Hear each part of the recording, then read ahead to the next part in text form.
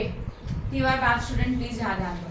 Now we are starting with the FA first chapter electricity final account.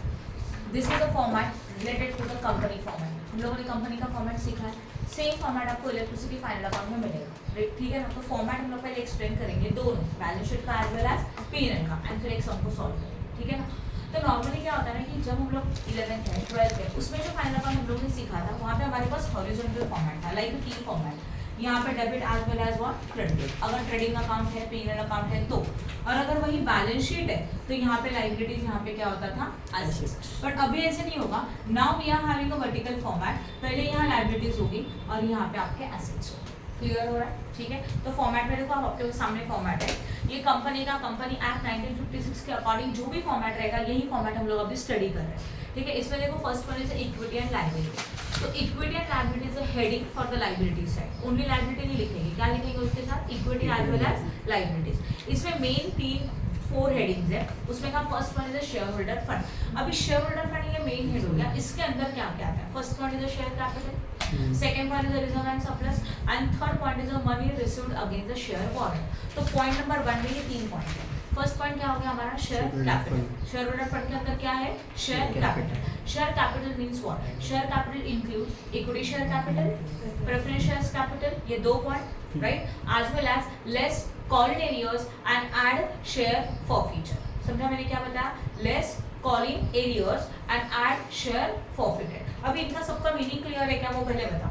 What is the meaning of equity shares and preference shares? पता है तुम लोगों को equity share preference shares क्या होता है? Equity share, preference shares means the shares they are having a first preference at the time of paying a dividend as well as when the company is going to be liquidate, funds का refund पहले किसको किया जाता है? Preference shares.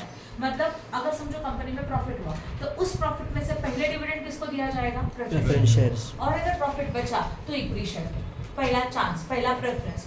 As well as अगर company बंद हो रही है तो उस टाइम पे फंड्स को रिफंड करना है तो वो रिफंड पहले किसको दिया जाता है? प्रेफरेंस शेयर्स को. और अगर फंड्स बचे तो किसको मिलता है? इक्विटी शेयर को. That's why this shares is known as a preference share. Point number 1. Okay. फिर जो शेयर्स प्रेफरेंस शेयर्स नहीं है उनको क्या बोला जाता है? इक्विटी शेयर्स बोला जाता है. Equity share are real owner of the business. मतलब अगर आपके बिजनेस में एक्स्ट्रा प्रॉफिट हुआ तो एक्स्ट्रा डिविडेंड भी किसको मिल सकता है? Only equity share holder. अगर हमारे बिजनेस में लॉसेस हो गए तो लॉसेस बेयर किसको करने पड़ेंगे? इक्विटी शेयर होल्डर को, because they are the real owner of the business. Company में जो डिसीजन का राइट है वो भी किसको होता है? Only equity shares. वो राइट प्रेफरेंस शेयर्स को नहीं होता. डन? समझ में आया जो भी मैंने एक्सप्लेन किया? राइट है. ओके. तो उसके बाद एक कांसेप्ट आता है less calling arrears. What the meaning of calling arrears? समझ लो हमारे एक शेयर का वैल्यू 10 है. उसमें से हम लोगों ने अभी तक 6 रुपीज कॉल्ड अप भी है और पेड अप भी है. मतलब एज अ कंपनी ने पब्लिक के पास से 6 रुपीज मांगा, that is a called up, और पब्लिक ने 6 रुपीज पेड किया, that is a paid up. अभी भी कितने का कॉल बाकी है? 4 का कॉल बाकी है. राइट है. समझो हमने 4 रुपीज का कॉल किया वन टाइम में. कुछ लोगों ने पैसे नहीं दी कॉल करने के बाद, उनको बोलते हैं कॉलिंग एरियर्स. तो कॉलिंग एरियर्स है ना, तो क्या किया जाता है? माइनस. ठीक है, क्योंकि उसका पैसा नहीं मिल रहा. एंड फिर आता है शेयर फॉरफीचर. शेयर फॉरफीचर का मतलब है because of non payment of the shares money, share का जो कॉल मनी है उसको नहीं दिया, इसके वजह से हम लोग शेयर्स को कैंसिल कर देते हैं. इसका एग्जांपल लेते हैं. एक शेयर का वैल्यू कितना? 10. उसमें से समझो मिस्टर ए है. मिस्टर ए ने हम लोगों को 6 रुपीज पेड किया था and 4 rupees is unpaid. Right है. इसको हम लोगों ने डिक्लेयर किया कि कॉल नहीं है. कॉल करने के बाद भी 4 रुपीज नहीं मिल रहा.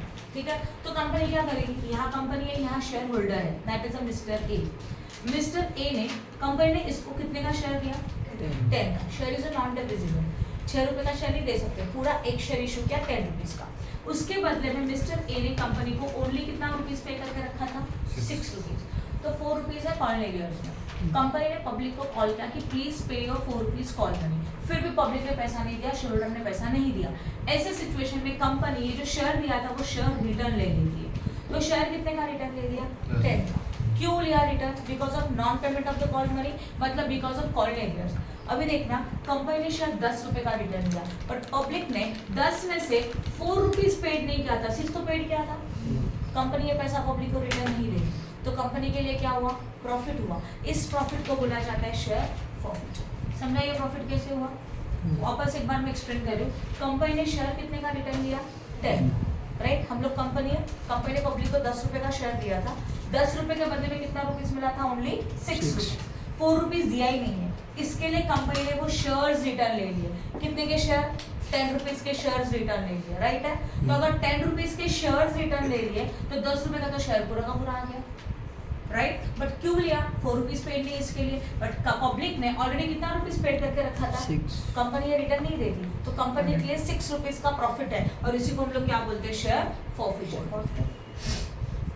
और पहले वो एरोप्लेन क्लियर हुआ। इक्विटी शेयर्स क्या होता है, प्रेफरेंस शेयर्स क्या होता है, कॉर्नरियस क्या होता है, शेयर फॉरफिचर क्या होता है। तो शेयर कैपिटल के अंदर यही फॉर्मेट है, equity share capital plus preference share capital less calls in arrears add share forfeiture. ये करने के बाद आपको शेयर कैपिटल मिल जाएगा। नेक्स्ट हेडिंग आता है हम लोगों का reserves and surplus. Reserve and surplus में all type of reserve, general reserve, investment fluctuation reserve, dividend liquidation reserve, debenture redemption reserve, capital redemption reserve. तो जितने टाइप के हमारे रिजर्व है, प्रॉफिट एंड लॉस का क्रेडिट बैलेंस क्या होता है? Credit balance and debit balance. हाँ, लाइबिलिटी में होता है, सही है। क्रेडिट बैलेंस जो है, देखो ध्यान दो, पीएनएल का क्रेडिट बैलेंस दिया रहेगा, तो आपको पता है ये बैलेंस शीट के कहाँ होता है? लाइबिलिटी में। बैलेंस शीट के लाइबिलिटी में होता है, बट ये आपका प्रॉफिट है। कैसे एक्सप्लेन कर देती हूँ। This is your profit and loss account. Yes. ये डेबिट साइड, ये क्रेडिट साइड। डेबिट में होता है एक्सपेंसेस, क्रेडिट में होता है इनकम। अगर क्रेडिट का टोटल ज्यादा है तो बैलेंस शीट में कहाँ मिलेगा? डेबिट, हाँ ना। ओके, क्रेडिट का टोटल ज्यादा है मतलब आपकी क्या ज्यादा है? इनकम ज्यादा है। इनकम ज्यादा है, एक्सपेंसेस कम है, तो अपने को क्या हो रहा है? Net profit. यस और नो? ये जो सिचुएशन है उसको बोलते हैं क्रेडिट बैलेंस। जो बैलेंस वो साइड हायर होता है। अगर यहाँ पे बोला है क्रेडिट बैलेंस है, means your credit side is higher, और अगर क्रेडिट साइड हायर है मतलब इनकम ज्यादा है, और इनकम ज्यादा है तो अपने लिए क्या हो रहा है? प्रॉफिट हो रहा है। वहीं अगर यहाँ पे बोला रहेगा डेबिट बैलेंस, मतलब इस side is higher, debit side ज्यादा मतलब एक्सपेंसेस ज्यादा, तो that is a net loss, and ये बैलेंस शीट के एसेट्स में होगा। समझ में आया? तो पीएनएल का credit balance is a reserves and surplus, and P N L का debit balance is a losses and fictitious assets. याद आ रहा है? मिसलेनियस एक्सपेंडिचर बोलते हैं उसको। क्लियर हुआ? Any doubt in this? Sure, ठीक है, ओके। तो ये हो गया हमारा रिजर्व्स एंड सरप्लस। तो जितने भी रिजर्व्स सरप्लस है सब कुछ यहाँ पे आएंगे। After that, next one is what? Money received against a share warrant. Okay? Money received against a share warrant का मतलब क्या होता है? बताओ। कोई बता सकता है? कंपनी शेयर वारंट इशू कर रही है, उसके बदले में कंपनी में पैसा मिला, that is known as a money received against the share warrant. अब ये जो हेडिंग है ना, money received against the share warrant, ये क्वेश्चन में अगर डायरेक्टली दिया रहेगा तो आप ये हेडिंग फॉर्मेट में लिखो, अदरवाइज ये हेडिंग आपने स्किप किया कभी भी चलेगी, ठीक है। नेक्स्ट पॉइंट आता है, second point, share application money pending allotment. इसका मतलब क्या होता है? Share application money pending allotment. See, आपको इशू का प्रोसीजर पता है। जब कंपनी शेयर्स को इशू करती है, बोर्ड पे ध्यान, यहाँ पे कंपनी है, यहाँ शेयर होल्डर है, ठीक है ना। कंपनी जब शेयर को इशू करेगी तो शेयर्स को इशू करने के कुछ स्टेप्स होते हैं, application, allotment, first call and final. Normally on an average इतने रहते हैं, 4 स्टेप। एक शेयर का वैल्यू कितना है? 10 है। Company at A time 10 rupees public से कॉल नहीं कर सकती। शेयर तो 10 रुपए का देना होगा, पर पैसे जब कॉल किए जाएंगे तो इंस्टॉलमेंट में किए जाएंगे। समझो यहाँ 3, 2, 3 and 2। First step is what? Company market में एप्लीकेशन इशू करेगी। Company is going to make a issue of shares, और जिसको चाहिए वो एप्लीकेशन परचेस करेगा, एप्लीकेशन के ऊपर इन्फॉर्मेशन फिलअप करेगा, और शेयर्स का डिमांड फुल इन्फॉर्मेशन सब एप्लीकेशन सेंड करेगा विथ एप्लीकेशन में। समझो मिस्टर ए है, मिस्टर ए को हमारी कंपनी के 2 नंबर ऑफ शेयर्स चाहिए। कितने नंबर ऑफ शेयर? ओनली 2। तो उसने डिमांड किया, जो भी एप्लीकेशन फॉर्म है उसमें डेटा फिलअप किया, और 2 शेयर्स का, एक शेयर का एप्लीकेशन मनी कितना है? 3, तो 2 शेयर्स का कितना हो जाएगा? 6। तो मिस्टर ए हम लोगों को एप्लीकेशन के साथ 6 रुपीज सेंड करेगा। तो we can say that application money is received सबका, बट अभी तक अलॉटमेंट किया है क्या? शेयर्स को डिस्ट्रीब्यूट किया है क्या? नहीं। तो ये जो स्टेज होता है ना, जहाँ पे एप्लीकेशन का पैसा मिल गया बट अभी तक शेयर्स को डिस्ट्रीब्यूट नहीं किया, that step is known as application money received but pending allotment. तो इशू का प्रोसीजर चालू है। तो ये जो है ना, इसमें भी कोई सब हेडिंग्स नहीं होते। जैसे रिजर्व एंड सरप्लस में पता है आपको, जनरल रिजर्व, कैपिटल रिजर्व, ऐसे अलग अलग हेडिंग्स है, इसमें कोई सब हेडिंग नहीं है। तो अगर ये सेंटेंस डायरेक्टली क्वेश्चन में है तो लिखो, अदरवाइज मत लिखो। समझ में आया? ये हो गया एक पॉइंट। उसके बाद आता है शेयर एप्लीकेशन मनी, हो गया share application money. Now third one is a non current liability. Now liabilities में 2 पार्ट्स है, एक non current and current. Non current का मतलब होता है the liabilities which is payable after the 12 month. जो लायबिलिटीज हम लोग 1 साल के बाद भी पेड करने वाले हैं, वो 1 साल के अंदर लायबिलिटी खत्म नहीं होता, उनको बोला जाता है नॉन करंट लायबिलिटी। ओके, उसके अंदर 4 हेडिंग्स है। First one is what? Long term boring. Long term boring includes specifically debenture, bank loan, that is secured loan, किसके लिए इसमें कोई ना कोई सिक्योरिटी है और जो लायबिलिटी 1 साल के बाद भी आपको पे करनी है, मतलब 1 साल के अंदर कंप्लीट नहीं होना है, वो सब कुछ कहाँ पे आएगा, लॉन्ग टर्म बोरिंग में। समझ में आया। फिर आता है डेफर्ड टैक्स लायबिलिटी, ये भी वर्डिंग में कोई सब हेडिंग नहीं होती, ये डायरेक्टली सिंगल वर्डिंग होता है, तो ये भी आपका आएगा तो लिखेंगे। उसके बाद अदर लॉन्ग टर्म लायबिलिटी, बच्चे कुछ और कुछ लॉन्ग टर्म रहेंगे तो हम लोग उसमें लिख सकते हैं। And long term provision, see long term provision का मतलब क्या होता है, प्रोविजन का मीनिंग पता है, फ्यूचर के एक्सपेंसेस के लिए जब हम लोग फंड्स को साइड में निकाल के रखते हैं, that is known as a provisions. Point number 1, ये पॉइंट क्लियर हो गया, ठीक है। अब कुछ प्रोविजंस ऐसे होते हैं कि जिसको हम लोग with in the 1 year paid नहीं करने वाले, प्रोविजंस करके तो रखा है, फंड्स तो साइड में निकाल के रखा है, बट ये फंड्स आपको आफ्टर 1 ईयर पे करने का है, मतलब लॉन्ग पीरियड के बाद पे करना है, that is known as a long term provision. For example employ का पीएफ का पैसा हम लोगों ने हमारे पास रखा, अभी एम्प्लॉय का पीएफ का पैसा करंट ईयर में पे करते हो क्या, नहीं, it is a payable after what 2 year 3 year 4 year, जब वो पर्सन रिटायर होगा तब आपको जाके देने का है, तो इनको बोला जाता है लॉन्ग टर्म प्रोविजन। क्लियर हो गया, ओके। तो प्रोविजन जो रखा है जिसका पीरियड 1 साल से ज्यादा है उसको हम लोग क्या बोलेंगे, लॉन्ग टर्म प्रोविजन। देन कुछ डाउट है इसमें, ओके। उसके बाद next one is what, non current liability. ये नॉन करंट लायबिलिटी का चारों पॉइंट हो गया, समझ में आया। इसमें का जो डेफर्ड टैक्स लायबिलिटी है वो आपको अगर क्वेश्चन में रहेगा तो लिखना है, अदरवाइज नहीं लिखना है, ये 3 पॉइंट इनफ है। फिर आता है short term borrowing. Short term borrowing का मतलब होता है liabilities which is a payable with in the period of the what 12 month, जो लायबिलिटीज हम लोग 12 महीने के अंदर पेड करते हैं उसको क्या बोला जाता है, short term borrowing, short term liability, that is a non current liability, current liability, sorry current liability के अंदर शॉर्ट टर्म बोरिंग है, ऐसा लायबिलिटी जो 1 साल के अंदर क्लियर हो जाएगा। एक एग्जांपल देते हैं, समझो डिबेंचर है और डिबेंचर का पीरियड 5 साल है, मतलब आज डिबेंचर इशू किया तो ये कैंसिल होगा 5th वाले ईयर में, सही है। डिबेंचर इज व्हाट, लोन, डेब्ट, एक टाइप का लोन होता है, कंपनी ने डिबेंचर इशू किया 5 लाख का, समझ लो, तो 5 लाख का फंड कंपनी को मिलेगा और ये 5 लाख कंपनी 5 साल के बाद रिटर्न देने वाले हैं, that is a debentures are redeemed after 5 years, right. तो ऐसे सिचुएशन में देखो, फर्स्ट ईयर में ये लॉन्ग टर्म बोरिंग है, राइट श्लोक, सेकंड ईयर में ये क्या है, लॉन्ग टर्म है, थर्ड ईयर में भी ये क्या है, लॉन्ग टर्म है, फोर्थ ईयर में भी ये क्या है, लॉन्ग टर्म, क्योंकि इस साल में उसको पेड नहीं करना। 5th ईयर में आप जब बैलेंस शीट बनाएंगे तो क्लियर है कि ये पैसा आपको करंट ईयर में पेड करना है, तो इस डिबेंचर्स को हम लोग शॉर्ट टर्म बोरिंग में लिखेंगे 5th वाले में, राइट है। उसके पहले कहाँ लिखने वाले थे, लॉन्ग टर्म बोरिंग में, क्लियर हो गया। तो जो लायबिलिटी 1 साल के अंदर पेड करके कंप्लीट करने वाले वो सब लॉन्ग टर्म बोरिंग जाएंगे। उसके बाद आता है ट्रेड पेएबल। अब ट्रेड पेएबल में क्या आता है आपको पता है, बिल पेएबल, क्रेडिटर, ये सब कुछ, एंड लास्ट में आता है other current liability. Other current liability में आउटस्टैंडिंग जाएंगे, एंड शॉर्ट टर्म प्रोविजन में आता है प्रोविजन फॉर टैक्सेशन, या तो provision which is made for the short period, जिसको 1 साल के अंदर आप पेड करने वाले, ये हो गया आपका लायबिलिटी साइड, समझ में आया। तो मेन 3 हेडिंग्स है, share holder fund, non current liability and current liability. Share holder fund में 2 हेडिंग्स आते हैं, share capital and reserve assets main. फिर नॉन करंट लायबिलिटीज में 3 आते हैं, long term boring, other long term liabilities and long term provisions. Current liability में भी 3 आते हैं, short term borrowing, trade payable, 4 है, other current liability and short term provision. Clear हो गया ये 4, तो आपका लायबिलिटी साइड खत्म, बोल, ओके। तो your liability side is over, now we are starting with the assets. Assets में आता है main 2 heading, non current assets and current assets, यहाँ ध्यान दो। नॉन करंट एसेट्स में the assets which is not realised और converted into the cash within the period of 12 month, and again same 1 साल के अंदर जो एसेट्स कन्वर्ट नहीं होते कैश में, जो हमारे बिजनेस में लॉन्ग टर्म के लिए रहेंगे, उनको क्या बोला जाता है, non current assets. Non current assets के अंदर point number 1 fixed assets, that is what, property है, मतलब प्रॉपर्टी प्लांट इक्विपमेंट है, उसमें इंटेंजिबल एसेट्स आता है, इंटेंजिबल एसेट्स है, कैपिटल वर्क इन प्रोग्रेस है, and intangible assets under development. अभी देखो प्रॉपर्टी प्लांट इक्विपमेंट में सारे फिक्स एसेट्स आते हैं, land, building, machinery, vehicle, motor car, सब कुछ जो टेंजिबल है। फिर क्या आया, इंटेंजिबल एसेट्स में गुडविल, पेटेंट, कॉपीराइट, ट्रेडमार्क, ये सब कुछ आता है, तो ये 2 कॉमन पॉइंट है। फिर आता है कैपिटल वर्क इन प्रोग्रेस। ये capital work in progress question में दिया रहेगा तो लिखो, अदरवाइज फॉर्मेट से निकालो, नहीं लिखा तभी भी चलेगा।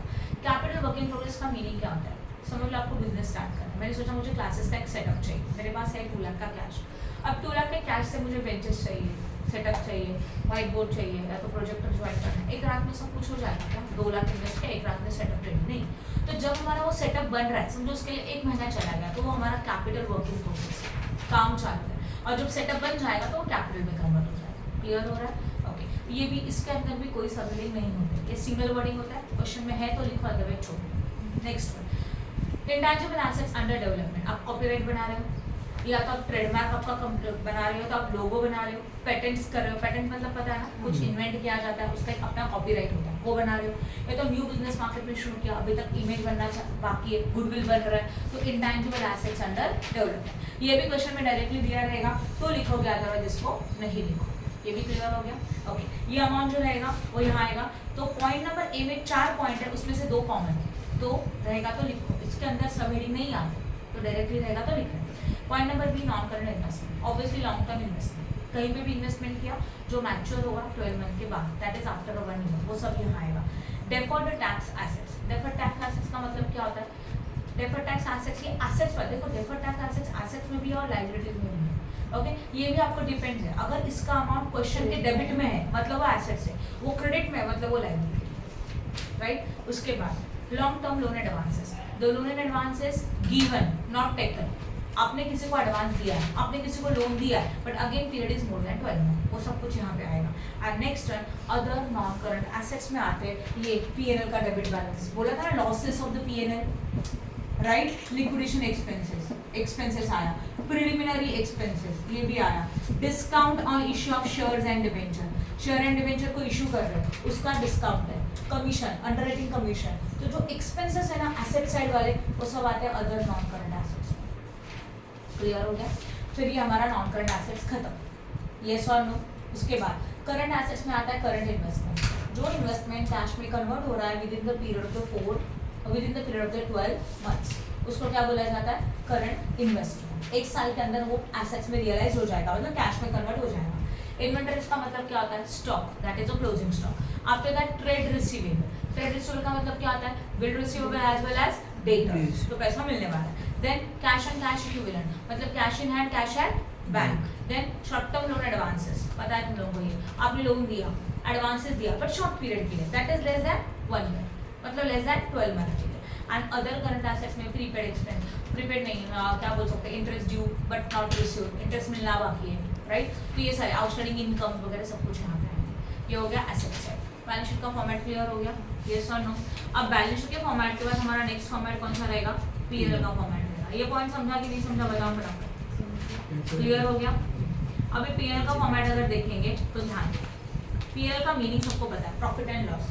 तो जो हमारा ट्रेडिंग अकाउंट है and profit and loss account है, उनका कॉम्बिनेशन मतलब पीएनएल अकाउंट आता है। पीएनएल में मेन 2 हेडिंग्स है, इनकम एंड एक्सपेंसेस। इनकम में 2 ही हेड्स है, एक रेवेन्यू फ्रॉम ऑपरेशन एंड दूसरा other income. Revenue from operation का मतलब क्या होता है? हमारा जो बिजनेस है उस बिजनेस में से मुझे रेगुलरली जो इनकम मिलेगा that is known as a revenue from operations, बराबर। अब रेगुलर इनकम में क्या क्या मिल सकता है? जैसे कि मेरे क्लासेस है तो मुझे आपसे क्या मिलने वाला है? फीस मिलने वाला है, तो fees received from my students, from my client is my revenue from generation. अगर हमारा शॉप है, स्टेशनरी शॉप है, तो जो प्रोडक्ट आप सेल करेंगे तो sales is our revenue from operation. Clear हो रहा है? तो हमारे बिजनेस का जो रेगुलर इनकम है, मेन इनकम है, that is a revenue from operation. और उसको छोड़ के उसके अलावा आपका कुछ अर्निंग हो रहा है तो that is known as other income. उसको क्या बोला जाता है? Other income. जैसे कि dividend received, commission received, yes और no, interest received, excise duty received हो रहा है, या तो रिफंड हो रहा है, कस्टम ड्यूटी रिफंड हो रहा है, ये सब कुछ यहाँ पे आता है अदर इनकम। तो इनकम की 2 हेडिंग समझ में आया, तो revenue from operation and other income दोनों का टोटल इनकम साइड खत्म। अब आता है एक्सपेंसेस। एक्सपेंसेस में को एक्सपेंडिचर बोला जाता है, क्या बोला जाता है इसको? एक्सपेंडिचर। अब एक्सपेंडिचर में सिलेक्टेड पॉइंट है, उसमें का फर्स्ट वन है कॉस्ट ऑफ मटेरियल कंज्यूम्ड। क्या है फर्स्ट वन? यहाँ ध्यान दें, cost of material consumed. Wording से पता चलता है, opening stock of raw material plus purchases of what? Raw material add expenses on purchase of what? Raw material. जो आपने रॉ मटेरियल परचेस किया उसका खर्चा यहाँ पे आएगा, फिर इनका टोटल जो भी आता है वो, एंड उसमें से माइनस करेंगे closing stock of what? Raw material, and finally you got what? Cost of material consume. कितना मटेरियल हम लोगों ने प्रोडक्शन के लिए यूज किया, ये ऑलरेडी का मटेरियल था, न्यू मटेरियल परचेस किया, मटेरियल परचेस करने के लिए import duty, upright duty, carriage inward या तो फ्रेट, ये सो नो, इंश्योरेंस का खर्चा, ये सब कुछ यहाँ पे ऐड होगा और ये उसका टोटल रहेगा। इस टोटल में से हम लोग माइनस करेंगे closing stock of raw material and then you got this amount. Done? समझ में आया? ओके। फिर नेक्स्ट है purchase of stock in trade. अभी इसका मतलब क्या होता है? ये और ये दोनों में क्या फर्क है? ये और ये है, यहाँ पे हम लोग रॉ मटेरियल का डील करेंगे और यहाँ पे हम लोग सीधा फिनिश गुड्स या तो स्टॉक इन ट्रेड, ऐसा स्टॉक परचेस करें कि जिसको हम लोग आगे से सेल करें। मतलब डायरेक्टली आपने फिनिश गुड्स परचेज किया और उसको जाके मार्केट में सेल बेचने वाले, तो वो यहाँ पे आता है purchase of stock in trade, सिर्फ सिंगल। रिटर्न रहेगा तो इसमें माइनस होगा, नहीं रहेगा तो छोड़, बराबर है। उसके बाद चेंज इन इन्वेंटरी। अभी चेंज इन इन्वेंटरी का मतलब क्या होता है? Change in inventory in finish stock as well as WIP as well as stock in trade. Okay, समझ लो हमारे पास ओपनिंग स्टॉक है 5 लाख का एंड ये ओपनिंग हो गया और क्लोजिंग स्टॉक है 6 लाख का, तो we can say that opening के कंपैरिजन में हमारा क्लोजिंग स्टॉक 1 लाख से चेंज हो रहा है कि नहीं हो रहा है? राइट है। तो ये जो चेंज हो गया, कितने का चेंज हो गया बोलो प्लीज? 1 लाख का चेंज हुआ कि नहीं हुआ? राइट, इसको बोलते हैं चेंज इन इन्वेंटरी। तो इसको कैसे निकालेंगे? Opening minus closing, that is opening stock of what? किसका किसका है? देखो चेंज इन इन्वेंटरी में क्या क्या आता है? Opening stock of finish goods है, WIP है एंड स्टॉक इन ट्रेड, तीनों का टोटल आएगा। फिर इन तीनों का टोटल में से हम लोग माइनस करेंगे closing stock of finish goods, WIP as well as stock in trade. जो भी रहेगा वो सब कुछ क्या करेंगे हम लोग इसमें से माइनस करेंगे एंड फिर आपको जो मिलेगा that is a change in inventory. ये पॉजिटिव भी हो सकता है या तो नेगेटिव भी हो सकता है। पॉजिटिव रहेगा तो टोटल का तो ऐड करेंगे, नेगेटिव रहेगा तो क्या करोगे? माइनस। समझ में आया? उसके बाद next one is what? Employ benefit expenses. Employ benefit expenses includes all amounts payable to your employees, director fee, director remuneration, salary, wages, then employ को और कुछ पेमेंट कर रहे हो उनके बेनिफिट के लिए, वो सब कुछ यहाँ पर आता है एम्प्लॉय बेनिफिट एक्सपेंसेस। फिर आता है हम लोगों का फाइनेंस कॉस्ट। फाइनेंस कॉस्ट का मतलब क्या होता है? Funds related cost, interest paid, right, penalties paid है, तो फंड्स रिलेटेड जितना भी कॉस्ट है वो सब कुछ यहाँ पे आएगा फाइनेंस कॉस्ट। फिर आता है depreciation as well as what? Amortisation, right है। अब डेप्रिसिएशन अमोर्टाइजेशन में क्या क्या होता है? डेप्रिसिएशन का मतलब क्या होता है पता है तुम लोगों को? एसेट्स का वैल्यू लेस हो रहा है तो उसको हम लोग क्या बोलते हैं? डेप्रिसिएशन। तो डेप्रिसिएशन हम लोग माइनस करेंगे, यस और नो, मतलब यहाँ लिखेंगे एसेट्स में से माइनस करके दूसरा इफेक्ट यहाँ पे। एंड अमोर्टाइजेशन का मतलब देखो अभी मैंने आपको एक्सप्लेन किया था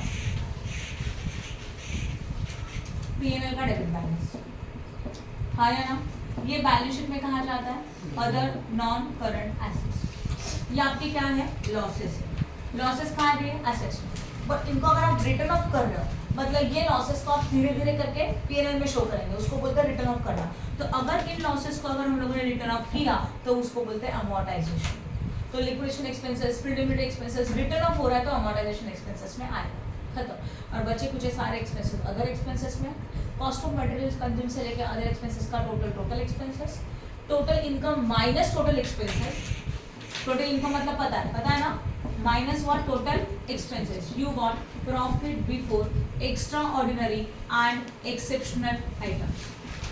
मतलब ये ऐसे आइटम थे कि जो रोज नहीं होते, loss by fire, loss by theft, बराबर ना, loss because of earthquake and natural calamities, ये रोज नहीं होता, तो उनको बोलते हैं profit before extra ordinary exceptional item. फिर हम लोग माइनस करेंगे एक्स्ट्रा ऑर्डिनरी एक्सेप्शनल आइटम, फिर मिलेगा प्रॉफिट बिफोर टैक्स, उसमें से माइनस क्या करेंगे? टैक्स, देन हम लोगों को मिलेगा प्रॉफिट आफ्टर टैक्स। पेज समझा कि नहीं समझा? कुछ डाउट है इसमें? तो this is the format of what? P&L। With the electricity final account, question number 6. A trial balance of the XYZ Electric Supply Limited for the year ended 31st March 2012 is given below. Share capital 15 lakh, equity share of 10 each. Okay, ऊपर clearly बोला amount in 1000, बोला है कि नहीं बोला है? ठीक है, तो यहाँ पे अमाउंट है 15,000, नो प्रॉब्लम, बट ऊपर के अमाउंट 1000 में है तो हम लोग भी उसको ऊपर 1000 लेके सबको सॉल्व करेंगे। क्लियर हुआ? तो शेयर कैपिटल कहाँ जाता है बताओ? कौन से हेड में? Share capital. Patents and trademark, intangible assets, अगर टेक्स्ट बुक है तो प्लीज लिखो, लिख रहे हो ना? हाँ। उसके बाद 14% debentures, 14% debenture, long term borrowing, LTB लिखना, long term borrowing. Then 11% term loan, long term borrowing. Land building, सुनो, land building, power plant, electricity instrument, ये सब कुछ fixed assets, tangible. Capital reserve, reserve and surplus, R&S लिखना। Contingency reserve same, reserve and surplus. Transformers fix asset से ही, बराबर है? Electricity में होते हैं बड़े बड़े ट्रांसफार्मर्स, वो फिक्स एसेट्स है। नेट रेवेन्यू अकाउंट, ये इनकम है, मतलब P&L है, रिजर्व एंड सरप्लस में जाएगा। इन्वेंटरी स्टॉक है, inventories. Trade receivable. Contingency reserves investment है, नॉन करंट इन्वेस्टमेंट में जाएगा, इन्वेस्टमेंट है इसलिए इन्वेस्टमेंट में गया। Bank balance, cash and cash equivalent. Public lands, yes assets. Depreciation fund, depreciation है, बराबर ना। डेप्रिसिएशन फंड हम लोग लेस कर सकते हैं एसेट्स में से, तो हम लोग एसेट्स में से उसको माइनस करेंगे टोटल एसेट्स में से। Trade payable, proposed dividend, other current liability, लिखो वहाँ पे other current liability. Prepare balance sheet of the XYZ electric supply limited as on 31 March 2012 as per the schedule 3 of the companies act 2013। Okay, तो company act 2013 उन्होंने clearly बोला है, क्योंकि act 2013 में company के एक्ट में अमेंडमेंट्स हुए मतलब चेंजेस हुए, नहीं तो वो पहला 1946 था। ठीक है, पॉज करो। सम को सॉल्व करने के लिए सबसे पहले आप ये मेन फॉर्मेट लिखेंगे as it is for each and every solution, यही मेन फॉर्मेट आएगा। मेन फॉर्मेट के बाद जो सब हेडिंग्स है ABC उसका बनाएंगे इस तरह से note to account. Note to account के लिए आप जगह छोड़ेंगे, शेयर कैपिटल के 4 to 5 लाइन, रिजर्व सरप्लस के लिए सबसे ज्यादा लगती है, फिक्स एसेट्स के लिए ज्यादा जगह चाहिए। तो अकॉर्डिंग टू योर क्वेश्चन आपको लाइंस छोड़नी है और इस तरह से इसको ड्रॉ करके लेना है, राइट। मैंने इसको कोई नंबर नहीं डाला, जब पूरा सॉल्व हो जाएगा तो हम लोग उसको नंबर पुट करेंगे, क्योंकि ब्लैंक शेड्यूल के लिए नंबर्स नहीं होते। डन, समझे अच्छी तरह से? ओके, चलो करें सॉल्व। पहला वाला क्या है बता, share capital. Share capital is how much, जितना दे दिया उतना लिखेंगे। शेयर कैपिटल के अंदर आएगा शेयर कैपिटल, यस और नो। अभी शेयर कैपिटल में भी एक रूल होता है, सबसे पहले लिखना चाहिए ऑथराइज्ड कैपिटल। क्वेश्चन में दिया है क्या, how much is authorised capital, no. Double underline करो, सिंगल अंडरलाइन करो, क्वेश्चन मार्क करके छोड़ दो हमेशा। फिर हम लोगों को आएगा issued, subscribed and what, paid up capital. इसके अंदर आता है शेयर कैपिटल जो क्वेश्चन में देके रखा है। क्या है share capital, I think 15,000, yes. और यहाँ लिखो अमाउंट इन व्हाट, 1000, बस लिख देना ऊपर, वही ऊपर 1000 ना। क्लियर हुआ? नहीं वो कॉमा है, 15,000 है, हाँ 15,000 है, राइट। उसके बाद आगे का बोलो, पेटेंट्स एंड ट्रेडमार्क। इंटेंजिबल पे जाएगा कितना, 5000, 500, और कॉमा छोड़ो आप डायरेक्टली अमाउंट बोलो 500। उसके बाद 14% डिबेंचर, लॉन्ग टर्म बोरिंग 6000, हाँ। Next one 14% debenture, sorry 11% term loan, 11% term loan भी यहीं पे आएगा। अमाउंट बोलो 3500।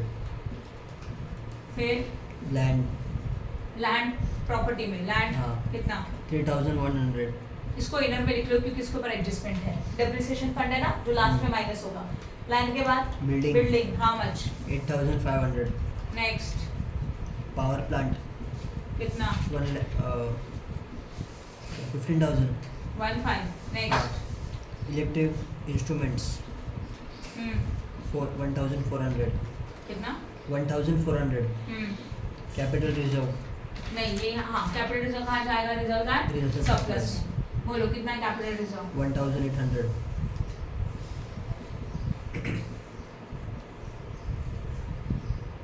Next contingency reserve 3000। Next transformers 4000। Fix assets में ट्रांसफार्मर कितना, 4100। Next net revenue account net revenue का reserve and surplus. 1700। Next inventories inventory is stock 2900। Wait inventory मतलब inventories में जाएगा 2900। Next trade receivable trade receivable कहाँ जाएगा, trade receivable में ही जाएगा कितना, 1600। कितना बोला, 1600। Next contingency reserve investments investment in on पर investment, contingency reserve investment how much, 3000। 3000। Next one bank balance 600। Bank balance ना, हाँ। Cash and cash equivalent Yes. 600। Next public lamps 800। Public land is assets again 800। Next depreciation fund 6000। Depreciation fund minus होने वाला है तो यहाँ पे Minus लिख लो होगा। लेस डेप्रिसिएशन फंड कितना, 6000। 6000। ओके ट्रेड पेबल कैसा लिखा है देख रहे हो ना, 6000 इनर में लिखा। Trade payable come to the trade payable only, trade payable में कितना है, 1500।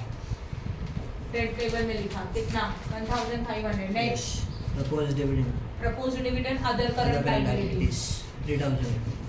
और कुछ है, नहीं। खत्म हो गया। हाँ। यहाँ तक समझा, बस कुछ नहीं पोस्टिंग किया। अब टोटली करेंगे, एडजस्टमेंट तो कुछ है नहीं, एडजस्टमेंट तो इसी में इफेक्ट जाता था पूरा का पूरा, अंदर सबका टोटली करके फाइनली हम अब टोटल में देखो शेयर कैपिटल सिंगल है, बोर्ड पे ध्यान देना भैया 15,000, तो 15,000 आप यहाँ लिखेंगे इनर में कंपलसरी 15,000। रिजर्व एंड सरप्लस का टोटल करो,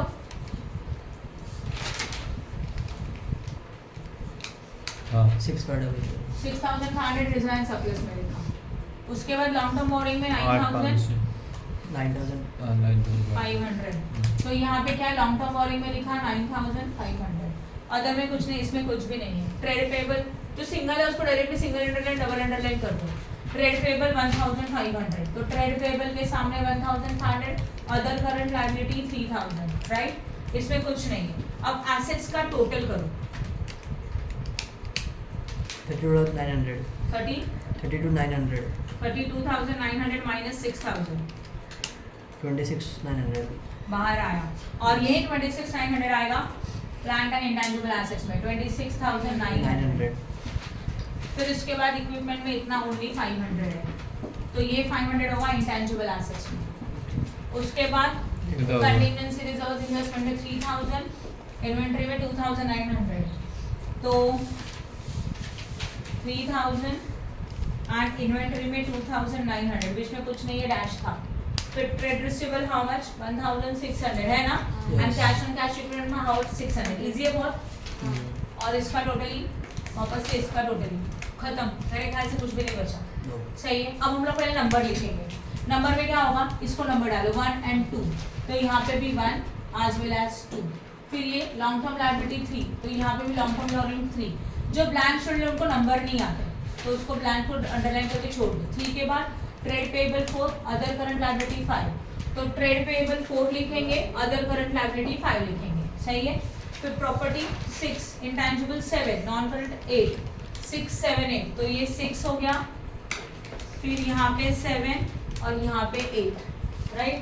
फिर इसमें अंदर सीधा इन्वेंटरी 9 10 11, यहाँ पे भी होगा, इसको 9 10 and 11, खत्म, इजी है बहुत। अब टोटलिंग के लिए क्या होगा देखो, this is a point number 1, इनका टोटल आउटर में चाहिए, फिर पॉइंट नंबर 2 का टोटल आउटर में, एंड पॉइंट नंबर 3 का टोटल आउटर में, तो ये तो 9,500 ही होगा, 21,500, और यहाँ का 4,500, चलो करो टोटल, 35,500 हो गया 35,500। यहाँ पे भी 1 में ये दोनों कुछ नहीं है, तो इसको डैश करो, और इनका टोटल बाहर 30,400 30,400, 5,100 इसमें 2 नहीं है, डैश कर दो, एंड टोटल 5,100 आया क्या,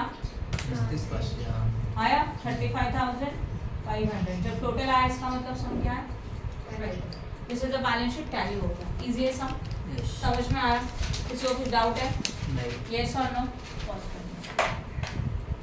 Now we are starting with the question number 7. The trial balance of the Beer Electric Supply Limited for the year ended 31st March 2040 is as follows: share capital, right?